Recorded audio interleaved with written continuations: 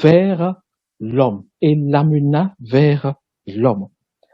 Et l'homme dit, voici cette fois-ci, celle qui est os de mes os et chair de ma chair, on l'appellera femme parce qu'elle était prise de l'homme. Le verset 24, c'est pourquoi l'homme quittera son père et sa mère et s'attachera à sa femme et les deux deviendront une seule chair.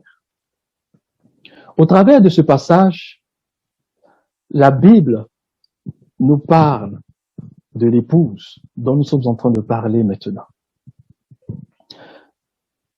La Bible dit que Dieu va donc faire tomber l'homme dans un profond sommeil et l'homme va donc s'endormir. Et pendant que l'homme est endormi, le Seigneur va prendre une de ses côtes et il va former une femme. Notez ce mot-là. Former une femme. Ensuite, après l'avoir formée, il va la faire venir vers l'homme. Et quand elle se présente devant l'homme, l'homme va donc la regarder. Et en la regardant, qu'est-ce qu'il va constater? Il va constater son reflet. Il va constater que cette femme-là, qui a été formée et qui a été amenée, reflète ce qu'il est. Elle est son vis-à-vis. Il va déclarer, voici cette femme. Voici cette fois-ci celle qui est os de mes os, chair de ma chair. C'est-à-dire qui me ressemble, qui a les mêmes caractéristiques que moi, qui est revêtue de ma gloire, qui est mon empreinte, qui est mon vis-à-vis, et dans laquelle je me retrouve. La voici. On l'appellera Isha, parce qu'elle était prise de Ish. L'apôtre Paul, dans son épître aux Éphésiens, va nous révéler que cette parole d'Adam était en fait une prophétie. C'est-à-dire que Adam, poussé par l'esprit de Christ, a prophétisé, a annoncé d'avance quelque chose qui va se produire avec l'épouse, avec la femme de l'agneau. Et cela, nous voyons cela en Éphésiens chapitre 5. Éphésiens chapitre 5. On va lire à partir du verset 29. La Bible dit, car jamais personne n'a haï sa propre chair, mais il la nourrit et en prend soin comme Christ le fait pour l'Église, parce que nous sommes membres de son corps. C'est pourquoi l'homme quittera son père et sa mère et s'attachera à sa femme, et les deux deviendront une seule chair. Il dit, ce mystère est grand. Je dis cela par rapport à Christ et à l'Église. Selon l'apôtre Paul, cette déclaration donc d'Adam est en fait liée et rattachée à Christ et à l'Église. Cette déclaration qui a dit que c'est pourquoi l'homme quittera son père et sa mère, s'attachera à sa femme et les deux deviendront une seule chair. C'est une déclaration qui est rattachée à l'Église. Cela sous-entend que la prophétie donc d'Adam, voici cette fois-ci, celle qui est os de mes os et chair de ma chair, est ce que Christ va déclarer lorsque cette épouse aura achevé sa préparation et qu'elle sera présentée à l'époux. Dans le passage de Genèse, la Bible déclare que Dieu a formé la femme, ensuite il a amené vers l'homme. Amen. Il a formé et ensuite il a amené à la rencontre de l'époux. À la fin de ce travail de former, qui est donc préparé, eh ben, l'époux déclare que cette fois-ci, la voici. Elle me ressemble. Bien-aimé dans le Seigneur, cette portion de l'Écriture nous parle du processus dans lequel nous sommes engagés. Nous sommes engagés dans un processus que la Bible appelle le processus de la métamorphose, le processus de la transformation, que généralement beaucoup de Bibles, beaucoup de versions traduisent par la transformation. J'aimerais regarder cet aspect de la gloire sous cet angle, si vous le permettez. De quoi est-ce que nous sommes en train de parler? Au travers de l'union et du travail que l'époux fait sur son épouse, eh bien, il y a une transformation, une métamorphose qui se produit à l'intérieur de cette épouse-là. Pour qu'elle parvienne à la gloire, à refléter la gloire de son époux. Parce que son époux, la Bible le présente comme un esprit vivifiant. Un esprit est le seul esprit immortel de tout l'univers. L'esprit en qui la vie éternelle coule en abondance. L'esprit en qui la source de la vie demeure et qui a le pouvoir de donner la vie à l'infini et de multiplier cette vie-là à l'infini sans que lui-même, sa propre vie, ne change de quelque manière que ce soit. Et cette gloire de posséder cette immortalité, de posséder cette vie infinie, représente la gloire que l'épouse est en train de rechercher. Alléluia. Je disais tout à l'heure que l'époux a fourni tout ce qui est nécessaire pour que l'épouse soit le reflet de sa gloire. Christ, en venant nous prendre dans la boue du péché, ne comptez pas sur nous pour réaliser cela. Comment des pécheurs vont-ils refléter la gloire de ce Dieu immortel? Comment des pécheurs vont-ils refléter l'immortalité du Dieu unique que l'univers entier ne peut contenir, qu'aucune création, aucune créature ne peut voir, parce qu'il demeure dans un état qu'il est impossible d'atteindre. Comment des pécheurs vont-ils parvenir à cela? Si nous voulons regarder à nos capacités, on ne va même pas croire que cela est possible. Mais la Bible dit que celui qui a fait la promesse, alléluia, est fidèle. C'est lui qui le fera en vous. C'est lui qui le fera. Alléluia. Bien-aimé dans le Seigneur.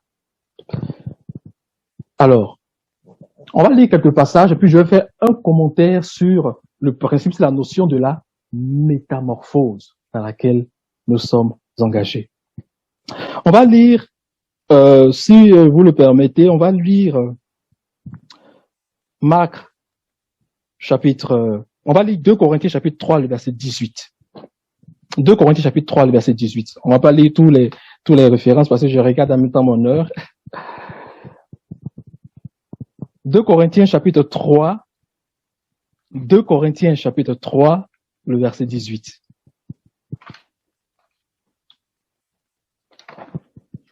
C'est un passage que nous connaissons bien, mais je veux l'utiliser pour aller avec la notion de métamorphose. Alléluia.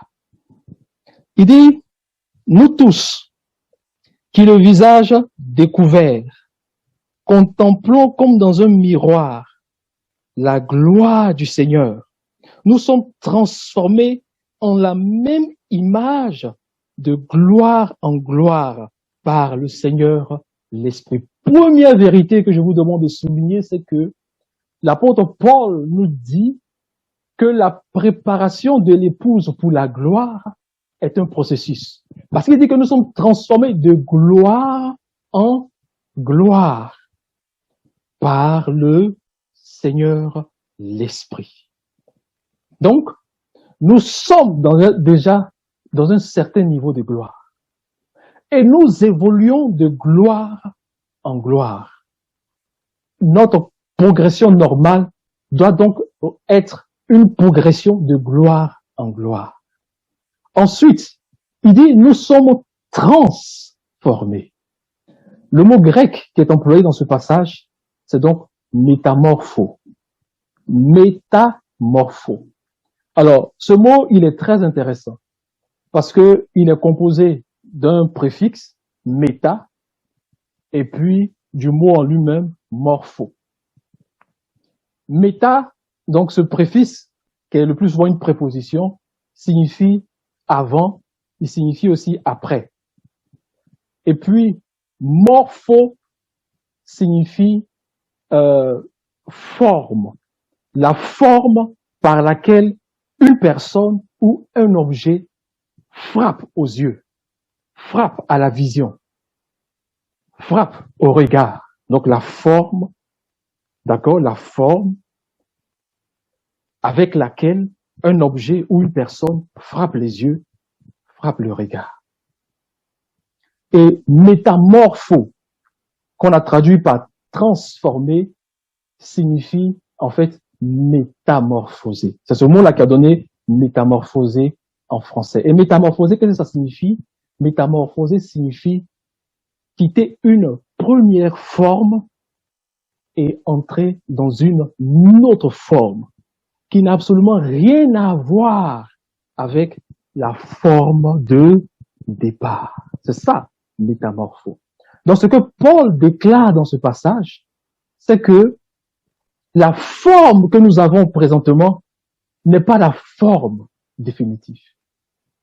Il y a donc une autre forme avec laquelle nous devons frapper le regard. Il y a une autre forme au travers de laquelle nous devons donc apparaître. Et cette forme dans laquelle nous sommes, elle est donc transitoire. Elle est passagère. C'est pourquoi c'est une situation anormale que des enfants de Dieu s'attachent aux choses de la terre. On ne peut pas s'attacher aux choses de la terre parce que nous ne sommes pas dans la forme achevée. Nous ne pouvons pas nous attacher aux choses de ce monde parce que nous n'appartenons pas à ce monde. C'est ça de vérité que l'apôtre Pierre a traduit en disant que vous êtes voyageurs sur la terre. Parce que nous sommes dans une phase transitoire.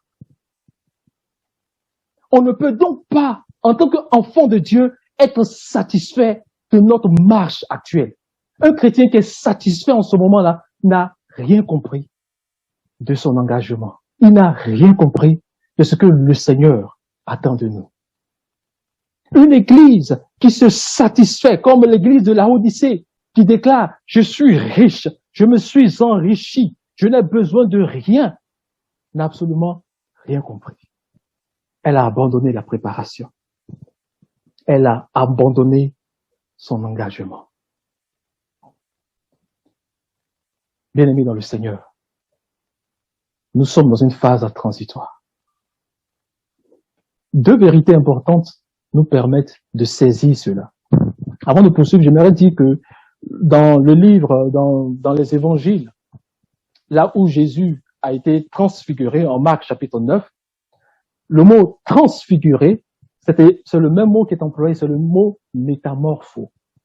C'est le mot métamorpho. Donc, transfigurer, métamorphoser, c'est l'idée qu'il faut donc retenir, qu'il faut garder. Alors, bien-aimés dans le Seigneur, la Bible dit, Dieu a établi un principe important. Le principe, là, c'est celui-là. Il dit que chaque semence, d'accord, chaque semence doit faire ressortir le caractère, la vie, la nature et le corps de celui qui a donné la semence. Suivez-moi très bien. Dieu a établi un principe selon lequel, on voit cela dans le livre de la Genèse, Genèse chapitre 1, le verset 12 à 14, il dit que chaque espèce se reproduit selon sa semence. Ce principe avait dit quoi? Ce principe avait dire que la semence là, en grec, ça se dit sperma. La semence va donc déterminer la vie de l'être qu'elle va produire. La semence va déterminer la nature, le caractère, la force de l'être qu'elle va produire. La semence va déterminer le corps que va posséder celui qui sort, qui est le fruit de cette semence. On va lire 1 Corinthiens chapitre 15. 1 Corinthiens chapitre 15.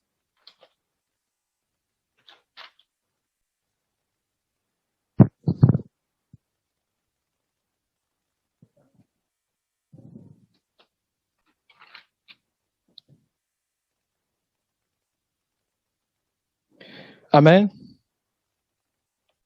On va lire à partir du verset 36. Je vais m'intéresser au verset 38. Il dit, insensé, ce que tu sèmes ne reprend point vie s'il ne meurt.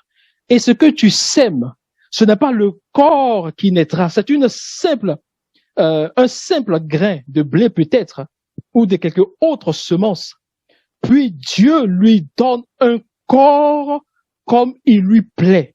À chaque semence, il donne un corps qui lui est propre. À chaque semence, il donne un corps qui est propre à la semence. Lorsque vous prenez la semence du chien, dans cette semence-là, vous allez sortir, bien sûr, un chien, mais la forme qu'aura le chien, le corps qu'aura le chien, sa capacité à aboyer, à courir, tout ce que le chien sera capable de faire est déterminé par la semence. Or, la Bible déclare que nous avons été régénérés, 1 Pierre chapitre 2, le verset 23, nous avons été régénérés par la semence incorruptible de Dieu, par le sperma divin. Nous avons été régénérés par la semence de Dieu. Ça veut dire que cette semence-là, à cette semence que Dieu a plantée en nous, que Dieu a plantée dans son Église, à cette semence-là, il doit donner un corps qui est propre à cette semence, qui correspond à cette semence. Or, la semence, le corps, alléluia, le corps, la vie, la puissance qui est dans cette semence-là, elle provient de celui qui a donné la semence. Autrement dit, à l'intérieur de la semence de Dieu, toute la gloire du Seigneur, toute sa puissance, son immortalité, son règne, sa sagesse infiniment variée se trouve dans la semence. Et c'est ça qu'il a planté en nous et nous engager dans un processus par lequel, au travers de cette union avec le Christ, nous reflétons cette gloire qui nécessite que nous préparons à posséder. Bien-aimés dans le Seigneur, gardons ces choses à l'esprit parce que c'est de cela que nous sommes en train de parler. Alléluia. C'est de cela que nous sommes en train de parler. J'aimerais que nous puissions donc parler de la nécessité de la préparation. On a déjà vu que c'est nécessaire de se préparer. On ne peut pas aller à la rencontre de l'époux comme on va, j'ai failli dire comme on va au supermarché. Nous devons donc nous préparer. Et cette préparation va nécessiter un certain nombre de choses. Dans On va pas lire le texte, je vais juste le souligner. En Matthieu chapitre 25, à partir du verset 1 au verset 3, la Bible déclare que Jésus, parlant de cette épouse, va donc la présenter en deux images. Va présenter donc 10 vierges, 5 sages et 5 qui ne sont pas sages. Et la Bible déclare que ces vierges vont donc aller à la rencontre de l'époux. Cela correspond au livre de la Genèse qu'on a lu, où la Bible déclare que Dieu a formé la femme et il a fait venir vers l'homme. Donc lorsque ces vierges choisissent d'aller à la rencontre de l'époux, en fait, Dieu est en train de les faire venir vers l'époux. Ok. Mais la Bible dit que ces vierges vont prendre avec elles des lampes, du feu et de l'huile. Les folles ne vont pas prendre de l'huile en réserve. C'est ce qui va faire la différence entre les deux catégories de vierges. Et elles vont partir à la rencontre de l'époux. Ces vierges-là sont conscientes que on ne rencontre pas l'époux de n'importe quelle façon. Il faut partir avec donc des lampes allumées. C'est cela qui est déterminant. Dans la parabole en Matthieu chapitre 22, le Seigneur a raconté une parabole au travers de laquelle il a expliqué que un roi a préparé un grand festin et une fois que le festin, les noces, tout était prêt, il a demandé à ses serviteurs d'aller chercher donc les convives, les invités, et leur dit de venir dans la salle des noces parce que tout est prêt. Et lorsqu'ils sont partis, les uns et les autres sont tous excusés. L'autre devait partir voir son champ parce qu'il a acheté de nouvelles bêtes. L'autre venait à peine de se marier, donc il préférait aller dans les nuits dans les noces, dans ses propres noces. L'autre avait d'autres occupations. Chacun avait en fait quelque chose auquel son cœur était attaché. Et ils ont donc décliné l'invitation. Ils ont refusé donc de venir aux noces qui a été préparées. Et le roi va donc dire à ses serviteurs, allez dans les rues et invitez toutes les personnes que vous allez trouver, qu'elles soient malades, qu'elles soient boiteuses, et faites-les entrer. Remplissez ma salle, remplissez ma salle. Et lorsque tout le monde est entré, le roi vient dans la salle pour voir comment les choses se présentent et il découvre quelqu'un qui est là, qui est aux noces, qui est venu pour assister aux noces et qui n'est pas vêtu d'une façon conforme, qui n'a pas respecté les exigences qu'il faut pour participer à ces noces. Le roi va donc le disqualifier. Il va le disqualifier, il va le mettre dehors. Dans le livre d'Apocalypse qu'on a lu, suivez-moi bien, nous allons aborder des points majeurs. Dans le livre d'Apocalypse qu'on a lu, il nous a donc été présenté, vous vous souvenez, il nous a été présenté l'épouse.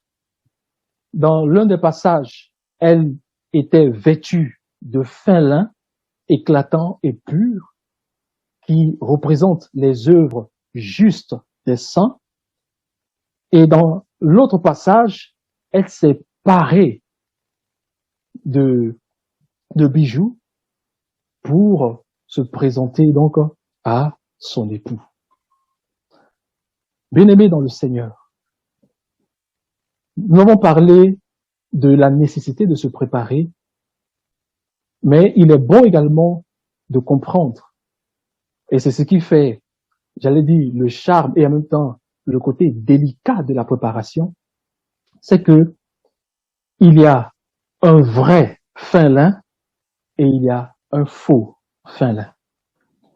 Il y a de véritables parures qui sont conformes à ce que le roi recherche chez son épouse, et puis il y a des fausses parures qui disqualifient. Alors lorsque nous parlons donc de la préparation de l'époux, nous devons garder cela à l'esprit.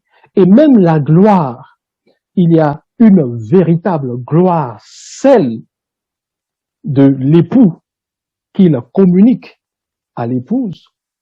Et puis, il y a une fausse gloire qui, elle, entraîne ou séduit ceux qui ne gardent pas les regards fixés sur le Seigneur. On va lire Apocalypse chapitre 18, du verset 16 au verset 17. Apocalypse chapitre 18, du verset 16 au verset 17.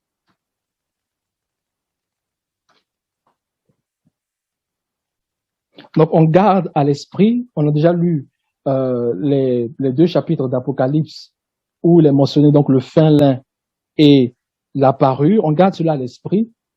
Et on va lire donc Apocalypse chapitre 18. Nous allons faire ressortir la fausse parure et le faux lin. 18, nous avons dit, donc à partir du verset 16,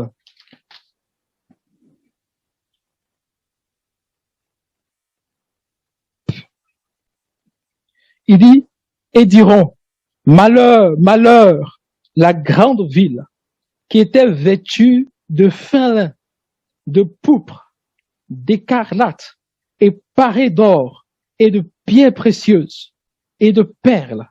En une seule heure, tant de richesses ont été détruites. Tant de richesses, en une seule heure, tant de richesses ont été détruites. Ce passage nous parle de la prostituée d'Apocalypse chapitre 17 que Jean a vu. Et dans ce passage, donc cette prostituée, je ne veux pas développer certains aspects, mais je veux faire ressortir le fait que cette prostituée était vêtue de lin, de fin lin, et elle avait également de la parure sur elle. Et la Bible déclare que en une heure, ce fin lin et cette parure ont été anéantis. Parce que ce n'est pas la véritable parure, ce n'est pas le véritable fin lin. Parce que les œuvres justes des saints les accompagnent jusque devant l'époux. Mais elle, parce qu'elle s'est prostituée, parce qu'elle s'est détournée de la voie de l'époux, parce qu'elle a écouté la voix de Jézabel, parce qu'elle s'est laissée séduite par les choses de la terre, par le prince de ce monde, elle a perdu ces choses précieuses avec laquelle elle avait commencé au départ. Il y a donc un fin lin qui est faux et il y a donc une parure qui est fausse. La vérité, c'est que lorsque nous nous engageons avec le Seigneur, la vérité, c'est que nous sommes revêtus d'une parure qui n'est pas celle du Seigneur. Et au fur et à mesure que nous nous préparons, donc notre préparation va également consister à nous dépouiller de cette parure qui n'est pas celle du Seigneur. À nous dépouiller d'un fin lin qui n'est pas la justice de Christ.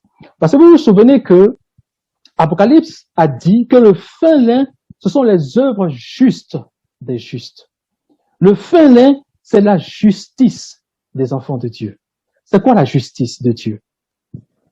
La justice de Dieu, pour faire simple, d'autres intervenants vont s'étaler là-dessus, mais pour faire simple, la justice de Dieu, selon le mot employé dans le Nouveau Testament, qui est le plus souvent traduit par justice, il signifie ce qui est comme il doit être, ce qui est conforme à la forme ou à l'état dans lequel il doit se trouver. Lorsque nous parlons de la justice de Dieu, c'est le fait d'être exactement comme Dieu veut que nous soyons. exactement comment est-ce qu'il a conçu à l'origine dans son plan de faire l'homme. Vous vous souvenez qu'en Genèse chapitre 1, le verset 26 et le verset 28, il déclare « Faisons l'homme à notre image, selon notre ressemblance. » Et donc, lorsque Dieu fait ce travail, il s'attend à ce que le modèle qu'il a à l'esprit, l'image qui se fait de lui-même, de lui-même, et l'idée qu'il a de sa ressemblance, eh bien, que cet homme-là puisse y parvenir. Et pour pouvoir y parvenir, c'est par la justice qu'il communique et que cet homme qui lui aussi soupire à cette justice-là va entretenir et dans laquelle il va apprendre avec la grâce de Dieu à marcher, à développer par une vie de consécration, par une vie d'engagement avec